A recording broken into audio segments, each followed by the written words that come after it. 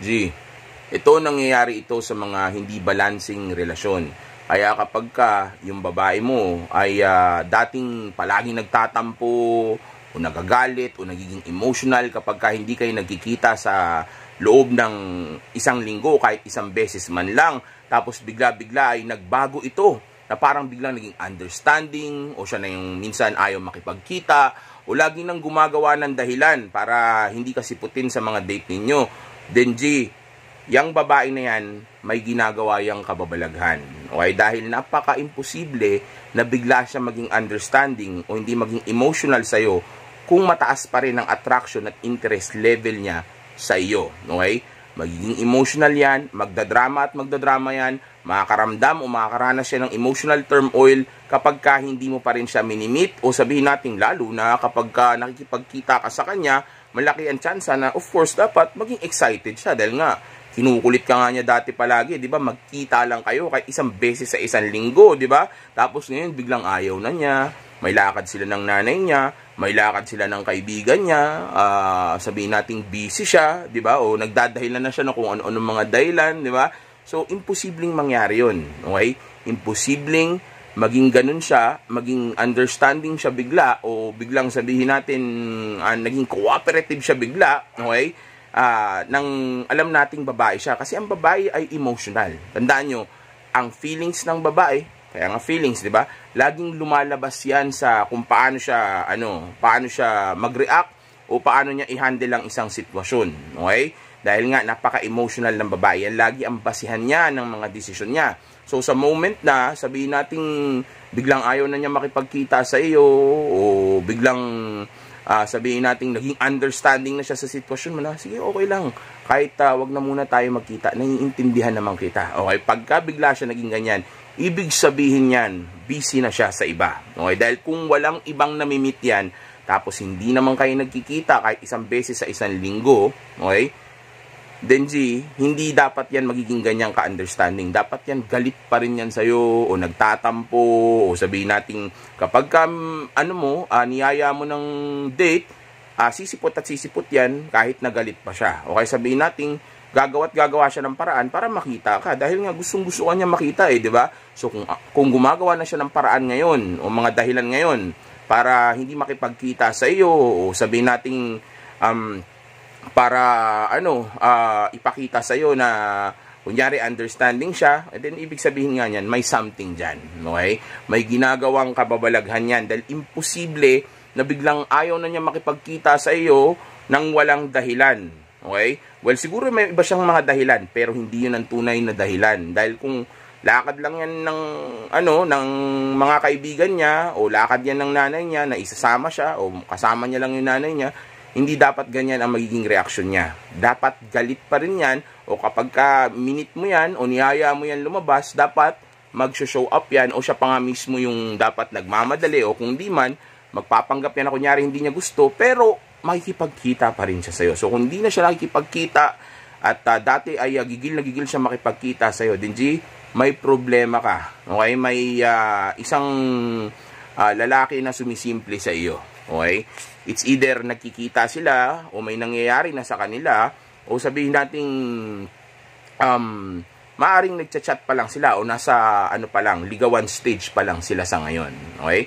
Kaya nga lagi kong sinasabi sa inyo mga G, kahit isang beses i-meet ninyo yung babae nyo sa isang linggo. Okay? Hindi po pwedeng hindi kayo makikipagkita sa kanila o lalo na kung game nyo sila ng sabihin nating hindi kayo palagi nagchat-chat sa kanila o sabihin natin ginagamit niyo yung mga game ko, dapat lang talaga na i-meet niyan kahit isang beses sa isang linggo dahil nga hindi ka palagi nagchat-chat, hindi ka palagi nagbibigay ng atensyon, di ba?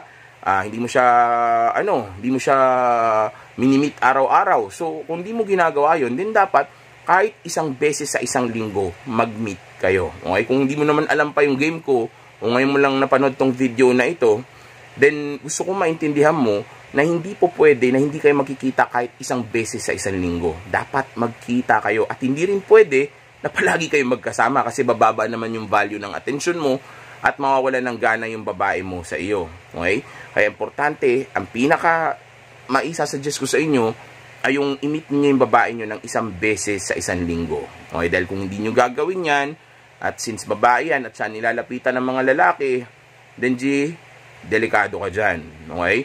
Well, may mga times hindi ka naman biglang iiwanan yan o biglang papalitan yan. May mga times mag-i-stay naman yung ganyan. At yun yung masaklap pagka nag-stay yan. Kasi habang mag-stay yan sa'yo o habang kasama mo yan sa relasyon, G, may iba nang umaano dyan. Okay? Mas delikado ko dun. Baka mamaya mabuntis pa yan nun, tas ipaako sa iyo. Okay? So, mas maganda na lang na tingnan mo itong mga sign na ito, lalo na kung ayaw na makipagkita, para at least kahit paano, sabihin nating makapagdesisyon ka ng tama. Dahil kung ayaw niya makapagkita, then itigil na yung relasyon o itigil na yung dating ninyo. Dahil bakit ayaw na niya makapagkita? Hindi naman porque hindi ka nakikipagkita noon, nagagantihan ka niya ngayon ng ganyan. At isa pa, ang pinapakita niya, ay hindi naman siya gumaganti. Matter of fact, understanding nga siya na parang, hindi, sige, okay lang. Kahit wag na muna tayo magkita, busy pa naman ako ngayon di ba? Ganun. Okay, naiintindihan kita. Sige lang, unahin mo muna yung trabaho mo kasi marami rin akong ginagawa ngayon di ba? Marami akong nilalaro-laro ngayon. Yan. So, pag naging ganyan siya, then alam mo na yan. Okay, may problema dyan. So, again, bago pa may masabi na hindi magugustuhan na YouTube, again, at least mag-meet kayo ng isang beses sa isang linggo. Dahil imposible na biglang magiging understanding yan o biglang magbabago yung pagtingin niya sa'yo. Well, actually, na nga nangyari, di ba? Kung susumahin mo, nagbabago na yung pagtingin niya. Kasi kung dati gigil na gigil siya sa'yo, para makita ka, inaaway ka pa nga, nagagalit pa nga, tapos bigla-bigla, ngayon okay lang, ngayon biglang understanding lang, di ba? O minsan nga, ayaw na rin makipagkita sa'yo, o kung makipagkita sa'yo, parang wala siya dun sa mga moment na yun. Let's say, lutang yung utak, malayong iniisip, o kaya walang gana, lalo na kung di na di ba? Hindi mo na nagagalaw. G, delikado ko doon. Okay? Ibig sabihin nun, may iba nang pumapasok sa utak niya. Okay? May iba nang pumapasok sa niya. Okay? May iba na yung iniisip, kaya malayo na palagi yung utak niya sa iyo. O do sa date ninyo, o do sa sabihin natin sa mga moment nga na kayo, na magkasama kayo nitong babae na ito. Okay? So sa oras na yung babae ay biglang magbago, na parang biglang nawalan na ng pakialam sa iyo. Din ibig sabihin nun, may paki na siya sa iba. Okay? So maghintay ka, maniwala ka sa akin.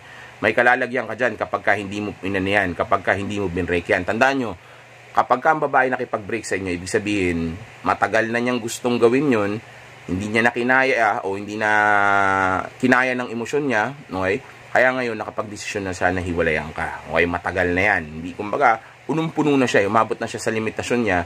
Sobrang baba na ng tingin niya sa'yo. Sobrang iritado na siya sa'yo. Sobrang ayaw na niya sa'yo. Kaya ngayon nakipaghiwalay na siya. Kasi titiisin niya muna yan sa una Okay? Pero pag di na kaya ng emosyon niyan, tsaka siya ngayon makikipaghiwalay o sasama sa iba. Kaya kapag ka natuluyan yung breakup ninyo, mababa ang tingin sa'yo ng babae na yan sa mga oras na yun. Actually, sobrang baba ang tingin niya sa'yo sa mga oras na yan kapag ka hiniwalayan ka na niya. Yung mga ganyang klaseng babae, sa totoo lang, yan yung mga mas sabihin nating mas mahirap ibalik o sabihin nating mahirap i-reattract. Pero hindi ko masasabing ibalik nyo. Pero ang punto ko lang, sa moment na yan, yan pa nga yung mga hindi na talaga bumabalik o mahirap ibalik na na uri ng babae sa breakup. Okay? Pero yung mga babae na ikaw ang nakipaghiwalay o ikaw yung tumapos ng relasyon, yan yung mga naghahabol. Okay? Yung mga babae na sila yung nakipaghiwalay, yan yung madalang maghabol dahil of course nasa kanila yung power, tas sobrang baba na ng tingin niya sa'yo, kaya niya ginawa yon. Pero yung ikaw yung nakipaghiwalay sa kanya, sa moment na yun, hindi pa ganun kababa ang tingin niya sa'yo. Okay? Kaya sa oras na yun, nagawin niya sa'yo yun, yung hindi na siya makipagkita, tapos nararamdaman mo na parang nanlalamig na siya, tapos kapag kakasama mo siya, hindi na siya nagpe-perform ng tama, sa moment na yun, G, dapat yung babae na yan, hinihiwalayan mo na. Okay? Ikaw na kagad ang mag-pull back, tapusin mo na kagad yung, ninyo, yung relationship ninyo, o yung, kung ano man yung romantic na mayroon kayo, para nang sa gayon, ay kahit paano, may ayos mo pa yung relasyon ninyo, o wag kayong mauwi sa hiwalayan na totoo. Okay? Hiwalayan mo na kagad yan ngayon pa lang para lalong tumaas ang tingin niya sa'yo. Isipin mo, sa moment na yan, hindi pa naman ganun kababa ang tingin niya sa'yo. So, pag hiniwalayan mo yan, sa moment na yan, mas lalong tataas ang tingin niya sa'yo dahil nga, of course, mawala yung boyfriend niya. Maapektuhan siya emotionally. Tapos, makikita niya na may bayag ka para tumalikod sa kanya. Na kaya mo ang sarili mo, hindi kita kailangan, hindi ako tatanggap ng ganyang klaseng performance. Kahit na sabihin pa natin, alam mo na may kasalanan ka rin kasi hindi mo siya laging minimit. Okay? Huwag mo nang isipin yun. Kailangan pumasok ka sa bad boy na na imahe. Okay? Dapat maging ganun ka sa sa relationship ninyo, na wala ka dapat pakialam sa kanya, na kung hindi mo ibibigay yung bagay na gusto ko, then mas mabuti kung maghiwalay na lang tayo dahil hindi ko deserve yung ganitong klaseng performance mo. Kahit na sabihin niya pa, ikaw hindi ka nagkipagkita sa akin palagi. Kahit sabihin niya pa yun, sabihin mo sa kanya, labas ka na doon, marami akong ginagawa, ang importante magkasama tayo ngayon. So kung hindi ka magiging maayos kausap, di mas mabuti na maghiwalay na lang tayo. Well, kahit wag mo na sabihin yan, pero yan dapat ang laman ng utak mo. Okay? Huwag kang tatanggap ng BS sa babae, huwag kang tatanggap ng pangit na performance sa kanila. Dapat palaging maganda yung performance nila sa iyo. Okay? Hindi po pwede na yung performance nila ay sabihin natin yung pang pang so-so lang, yung mediocre lang na performance. So, huwag kang tatanggap ng ganun. Dahil pag tinanggap mo yun, palagi na magiging ganun sa yung babae mo, tapos later on, hiwalayan ka rin niya. Kasi nga, tumatanggap ka na ng ganung klaseng performance. Unang-una, mababato siya kasi hindi mo siya nailalagay sa feminine energy niya, yung kung saan siya dapat yung nag-chase o nagpe-perform o nagpapa-impress sa'yo. Okay?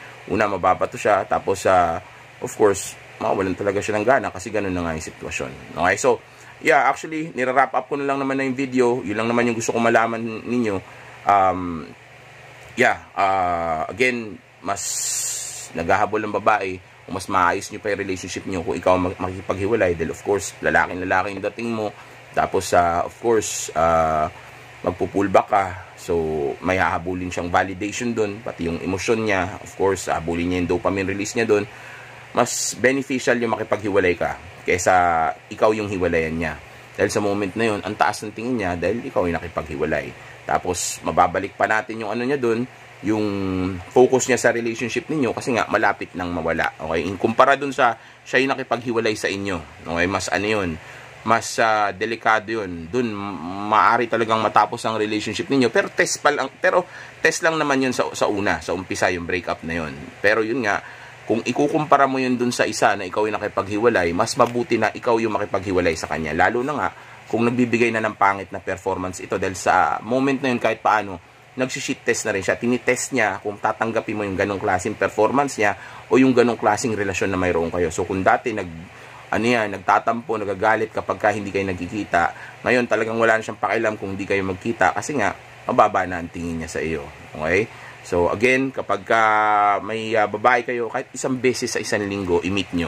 Okay? Dahil sa oras na maging ganong kagalit yan o laging nagre-request sa'yo na magkita kayo o sabihin natin laging nagiging emotional kapag hindi mo minimit tapos bigla-bigla nagbago yan, ang lamig, tapos siya na hindi nagipagkita tapos bigla naging understanding.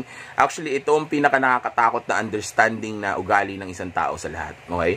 Kumbaga, gusto natin maging understanding ang babae natin, di ba? Pero kapag biglang naging understanding yan sa ganong klaseng moment, then may problema ka sa babae na yan. So, ito, real talk lang kapag nahuli mo na niloloko ka ng babae mo o may ibang lalaki yung babae mo, wag mo nang ayusin yung relasyon ninyo o sabihin nating wag mo nang ibabalik yan kung sakaling maghiwalay kayo. Dahil maniwala ka sa akin, hindi ka na magagawang respetuhin ng babae mo ulit o mahalin ka ulit ng totoo ng babae na iyan, the way na intindi nila sa salitang pagmamahal, okay? Hindi na niya magagawa ulit sa iyan kung tatanggapin mo siya ulit o papatawarin mo siya after kanyang lokohin, okay? Kaya kapag nalaman mo na niloloko ka ng babae, ang bagay na dapat na ginagawa mo dyan ay itapon mo na yan, okay? Tablahin mo na yan. Meron tayong 4 na bilyong babae sa buong mundo, okay? Napakarami dyan, huwag mong lokohin yung sarili mo. Dahil wala na siyang makukuhang respeto sa isang lalaki na after niyang lokohin, paglaruan at iputan sa ulo, ay tinanggap at minahal pa rin siya. Okay? Hindi mangyayari yan. Hindi mangyayari yung bagay na gusto mo, na inaakala mo na after kanyang lokohin ay mamahalin ka pa niya ulit. Maaring magkaayos kayo, maaring magkarelasyon kayo o tumagal ng konti. Pero maniwala ka sa akin, iiwanan kanya ulit. At atang masaklap niyan. Since nagawa na niya sa'yo ulit yung dati, tapos tinanggap mo siya ulit, malamang sa malamang, lulukuhin ka niya ulit. O kaya, bibigyan ka niya ng isang anak na hindi naman sa iyo. Okay? So, para mas makabuti para sa iyo, kapag nalaman mo na niloloko ka ng babae, again, itapon mo sa basurahan ang babae na yan.